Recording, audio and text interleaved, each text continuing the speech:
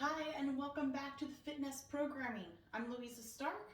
We are working on week 8, day 2 of our programming. Now this week we're switching things up a little bit as far as the order goes. So today on day 2 is going to be an upper body focus. Let's go ahead and start getting into our stretching. Then we'll do our muscle activation, followed by our strength portion, and wrapping up with our conditioning. To begin, we're going to start with a 30-second chest stretch. I'm going to take my elbow at shoulder height, reach it up to the wall. My palm is going to be flat against it, and I'm going to step into it, stretching out my chest, allowing my shoulders to relax down and back, and holding for 30 seconds. Then I'll switch sides and do it with the other arm as well. Now, if you do not have an external corner like I have right here, what you can do instead is come up to any wall, put your hand against the wall with your fingertips back. That arm's going to be nice and straight, and we're going to walk forward until you get that stretch in the chest. Again, your hand should be at about shoulder height, fingertips back, arm extended, so we're standing in a position similar to this. All right, the fingers are going to be back against that wall, stepping forward till we feel that nice good stretch across the chest. Then we're going to do a 30-second lat stretch. Any wall space will do, or you can do it up against the back of the couch. I'm going to put my palms up against the wall here and just relax my head through my arms. Allowing it to open up in those shoulders, stretch through the bottom of my lats. Again, you can do it on a lower position here, relaxing the head through.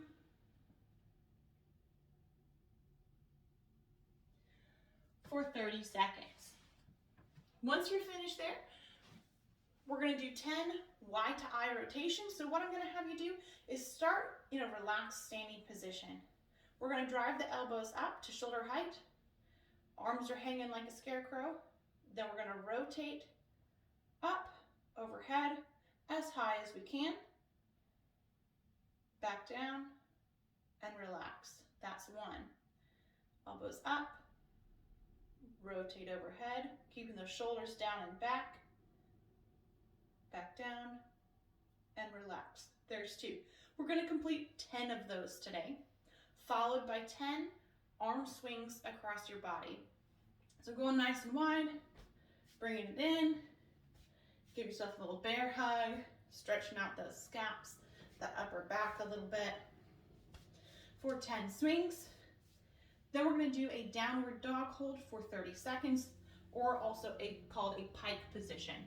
So legs nice and straight, arms extended. I'm going to drive my head through my arms with my butt up. Think, if you will, trying to reach your head to your knees. You can widen your stance a little bit if you need to. The focus here is on those shoulders, pressing through and reaching your head towards your knees. Once you're finished with the 30 seconds of downward dog, then we're going to do that muscle activation. We're going to complete 2 rounds of 5 scat pull-ups, 20-second reverse plank, 3 dive bomb push-ups, and 20 jumping jacks. So for the scat push-ups, we can do that on an elevated surface or on the ground or from our knees. The goal here is to be focusing that movement in your shoulders.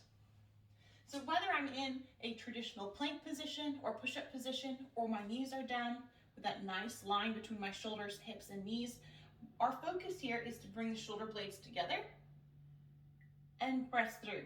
It's a short range of motion, shoulder blades together, pressing through as high as we can. And again, you can do this on an elevated surface as well, either in that plank, shoulders blades together, extending through. Perform 5 reps of that, and then we'll do a 20-second reverse plank. So we're going to sit down on the ground. Our hands are going to be behind us, our feet are going to be planted. From here, we're going to press up and flatten out our mid-body, holding here for 20 seconds. If you would like, you can walk the feet out. That's going to make it more challenging. Or you can keep those feet stacked right underneath your knees. Holding for 20 seconds. flipping back over for the 3 dive bomb push-ups. Now for this, the idea is to get that motion through the shoulders, loosen up rotator cuffs, and get that mobility moving for you. So the dive bomb push-up, again, we can do it from a kneeling position. Here, we're gonna stick that butt back, scoop through towards the ground, and back up through. Hips back, scoop through, coming back up. From our toes, similar movement, hips come up, scoop through, and back up. And from an elevated position, similar here, hips up, we're gonna scoop through, and come back up. 3 dive bomb push-ups. We're standing up and doing 20 good old jumping jacks, making sure our fingertips are touching overhead, getting that movement in those shoulders. Again, we can use step out if needed. 2 times through that, so another 5 scat push-ups, 20-second reverse plank, 3 more dive bomb push-ups, and finishing with another 20 jumping jacks. After that, it's time for our strength. And today, we're going to be doing 5 rounds. The first movement is going to be 5 to 8 hand release push-ups. There's a range depending on how comfortable you feel with this movement. For this movement, we're coming to the ground. Ideally, we do want to be on the ground for this one, as it is a little bit more difficult to do on an elevated surface on the corner of an object. So for the hand release push-ups, you can do it from your knees or from your toes.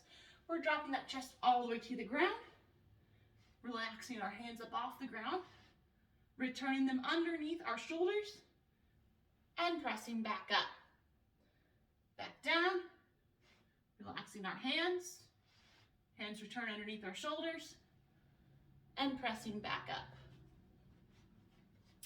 Now we want to make sure we maintain that nice tight line from our shoulders, our hips to our knees, or if we're doing on our toes, shoulders, hips to toes. Once we have those hand release push-ups, then we're going into 10 shoulder taps. Again, we can do this from our knees or from our toes, right here, alternating for 10 reps on each side. Now we want to make sure that we're not swinging back and forth dramatically, so you can widen your knees, or if you're on your toes, you can widen your toes out a little bit to get those 10 taps on each side. After that, we're going to go ahead and stand it up, and we're going to do 15 front raises, 15 lateral raises, and 15 reverse flies. So the front raises, keeping our shoulder blades down and back, and standing nice and tall, lifting 15 times just to that eye level. Lateral raises, again, shoulders down and back, lifting just to shoulder height. And then the reverse flies, going into that good morning position. My hips are hinged back, butt sticking back, my lower back is nice and flat. Out to the side and squeezing those shoulder blades together as I lift my arms. Now once you've got those 15 of each of those movements, then we're wrapping up with 5 to 8 dips. All right, again, you can use an elevated surface as high as you need to. You can use the edge of a countertop, you can use a couch, a chair. I'm going to use my chest right here. So I'm going to set up with my hands underneath my hips, keeping those shoulders as tight as I can, walking my feet out. Remember, the farther out they are, the more challenging it's going to be. Keeping my hips nice and close to my surface, coming down and extending back up. Again, I have the range on there. For some, 5 might be challenging enough. For others, you might need a couple extra reps. Keep in mind, we are doing 5 rounds. So when you pick your number for your hand release push-ups and for your dips, keep that in mind for your total amount for the day.